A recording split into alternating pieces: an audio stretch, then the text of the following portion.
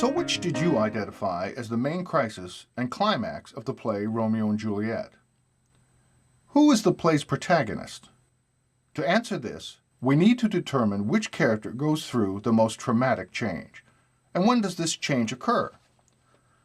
If you recall, at the beginning of the play, Romeo claims to be in love with Rosalind. In actuality, Romeo is in love with love. He seems to be enamored with the notion of love and is in a passion about the unrequited relationship he finds himself in. But what is love? That is for Romeo to learn. But who will teach him? Naturally, Juliet, one of the most exquisite characters in all tragedy, is the teacher for Romeo.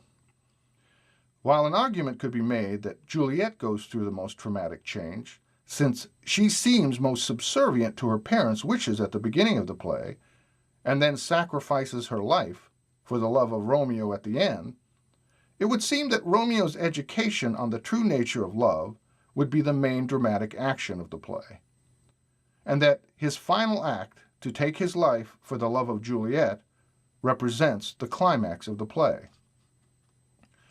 Then who is the antagonist of the play? We find that in the main crisis, the individual action performed by the antagonist that forces the protagonist on a one-way path to the climax of the play.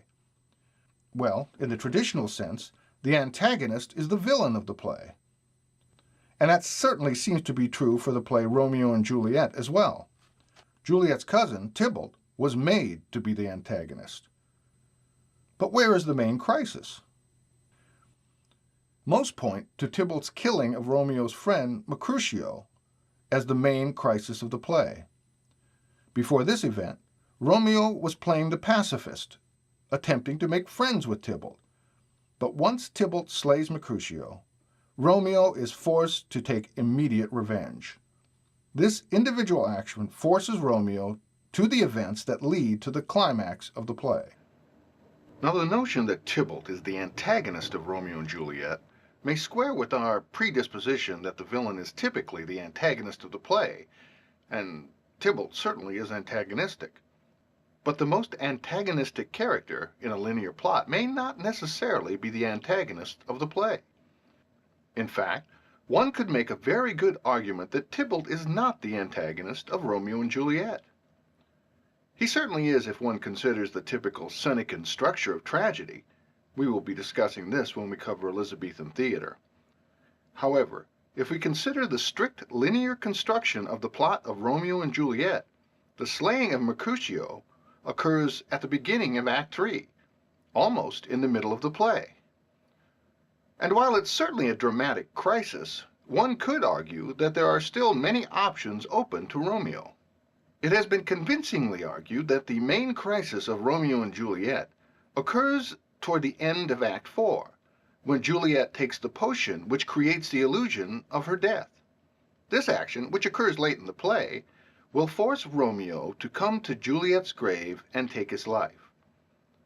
If this is indeed the main crisis of the play, then by strict structural analysis, Juliet would be the antagonist of the play. So we see that we need to relinquish our prejudices when we consider the antagonist of a linear plot. The fact that Hallie's dad seems to be the most antagonistic character in Master Harold and the Boys does not necessarily make him the antagonist of the play. And while Tybalt is the obvious villain of Romeo and Juliet, and is clearly the most antagonistic character, he is not necessarily the antagonist of the play. Once again, we identify the antagonist of the play not by their general action or behavior, but specifically in the main crisis of the play. This leads us to the sustained action that occurs following the climax of the play. This is referred to as the resolution. The resolution is often referred to as the unraveling or falling action. The French referred to this as the denouement. The purpose of this action is to demonstrate the adjustment that occurs following the action that makes up the climax of the play. After spitting in Sam's face, Harold must now adjust to the changing conditions of the play. Sam refers to Hallie as Master Harold again and again to emphasize the change that Hallie has just triggered by his action. He must face the truth about the nature of prejudice and how he has fallen victim to it. He must grapple with the nature of his friendship with Sam and Willie, and how he must adjust to his father's return home. The resolution should also underscore the theme or idea manifest in the individual action that was presented in the climax of the play.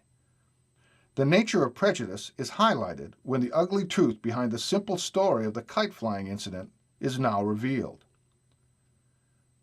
The resolution allows the audience to adjust to the trauma of the climax and try to make sense of it also. So how does the resolution of Romeo and Juliet serve these purposes? Go to the task for this section and respond to the discussion questions there. When we return, we'll take a look at the episodic plot and see how it differs from the traditional linear plot and how it functions in the art and craft of playwriting.